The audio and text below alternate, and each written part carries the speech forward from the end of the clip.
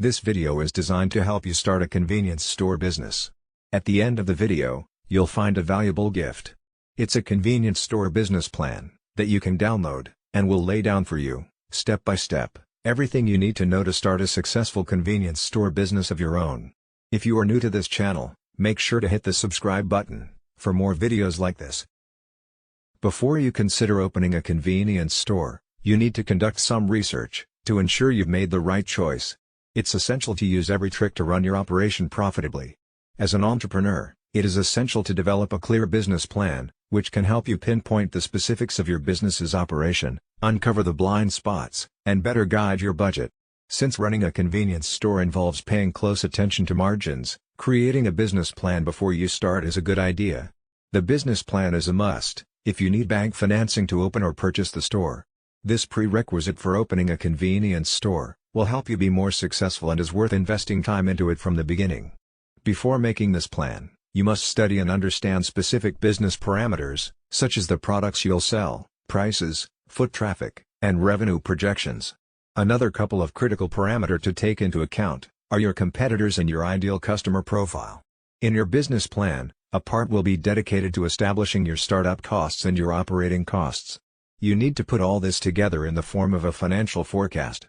In order to convince the bank, or other less traditional financial lenders, to grant you the funds necessary to open your store. Choosing a location. No matter how good your product or marketing strategy is, a bad location will not bring you enough customers, thus threatening the future of your business.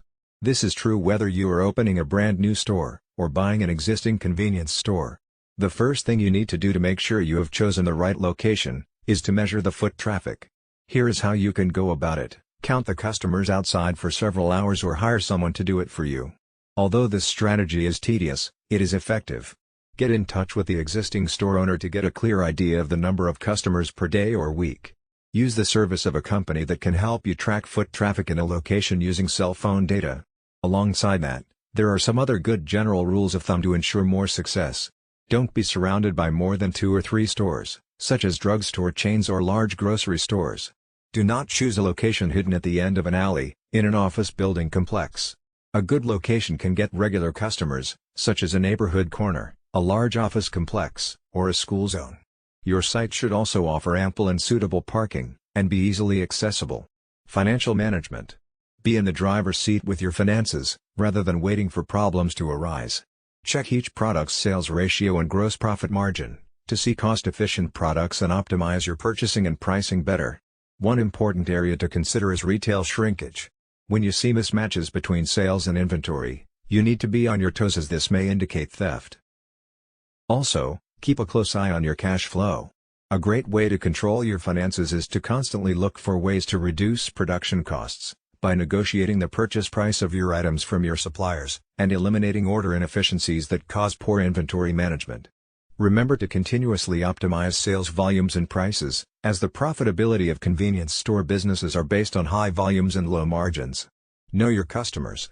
It's a big mistake to think that everyone is your customer, given the shared nature of convenience stores. There are things to consider about your customers. Here are a few of them. Are your customers regulars in your convenience store, and are they one-time buyers of the products you sell? For example, a woman who stops every morning to buy cookies for her daughter, before taking her to school can be considered a more valuable customer, as opposed to one who is just stopping by once for an item they need. Are the customers who come to your store from the area where your store is located? If so, you'll want to make the interior of your store more inviting. You may also want to offer a standing lunch counter, hire great employees, train them to be very welcoming, and make the customer experience more pleasant. Do your customers spend enough time in your store, or are they in a hurry to get out? If so, make the most popular last-minute products such as bread and milk visible and accessible. You must have a staff willing to serve your customers, efficient line management, and a fast checkout system. Products. In convenience stores, you will find most of the following items: fresh fruit and vegetables, alcohol and soft drinks, dairy products such as butter, yogurt, cheese, desserts and cakes, sandwiches, freshly baked goods, fast food to go, takeaway coffee and other hot drinks, newspapers and magazines, cigarettes and tobacco, many household and grocery items such as toilet paper, tea, coffee, and pet food. Determining your C-store product inventory is no easy task. After all, convenience stores are typically small spaces, but their customers expect a wide variety of products. It's important to maximize your product catalog, without overwhelming your stockroom or shelves. Listen to your shoppers, and don't be afraid to improvise as you go. The next part of the video is not specific to a convenience store business. Nevertheless, this knowledge is essential for success in the convenience store business, as well as in any other business. Ignore it at your own peril. Operating a successful convenience store business will depend on the following 4 conventions. 1. A practical plan, with a solid foundation. 2. Dedication, and willingness to sacrifice, to reach your goal. 3. Technical skills. 4. Basic knowledge of management, finance, record keeping and market analysis. As a new owner, you will need to master these skills and techniques if your business is to be successful. Finding a niche. Small businesses range in size from a manufacturer, with many employees, and millions of dollars in equipment, to the lone window washer, with a bucket and a sponge. Obviously, the knowledge and skills, required for these two extremes, are far apart, but for success they have one thing in common. Each has found a business niche, and is filling it. The most critical problems you will face, in your early planning, will be to find your niche, and determine the feasibility of your idea. Get into the right business at the right time, is very good advice, but following that advice may be difficult. Many entrepreneurs plunge into a business venture, so blinded by the dream, that they fail to thoroughly evaluate its potential. Is your business idea feasible? Before you invest time, effort, and money, the following exercise will help you separate sound ideas from those bearing a high potential for failure. Identify and briefly describe the business you plan to start. Identify the product or service you plan to sell. Answering yes to any of the following 3 questions means you are on the right track. A negative answer to all of them means the road ahead could be rough. 1. Does your product or service satisfy an unfilled need? 2. Will your product or service serve an existing market in which demand exceeds supply? 3. Will your product or service be competitive based on its quality, selection, price, or location? Market analysis. For a small business to be successful, the owner must know the market. To learn the market, you must analyze it, a process that takes time and effort. You don't have to be a trained statistician to analyze the marketplace, nor does the analysis have to be costly. Analyzing the market is a way to gather facts about potential customers, and to determine the demand for your product or service. The more information you gather, the greater your chances of capturing a segment of the market. Know the market before investing your time and money in any business venture. The following questions will help you collect the information necessary to analyze your market, and determine if your product or service will sell. This brief exercise will give you a good idea of the kind of market planning you need to do. An answer of no to any of the questions indicates a weakness in your plan, so do your research until you can answer each question with a yes. 1. Do you know who your customers will be? 2. Do you understand their needs and desires? 3. Do you know where they live? 4.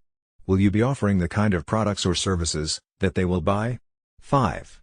Will your prices be competitive in quality and value? 6. Will your promotional program be effective? 7. Do you understand how your business compares with your competitors? 8. Will your business be conveniently located for the people you plan to serve? 9. Will there be adequate parking facilities for the people you plan to serve? Planning your startup. The following questions are grouped according to function. They are designed to help you prepare for opening day. Merchandise. Have you decided what items you will sell or produce, or what services you will provide?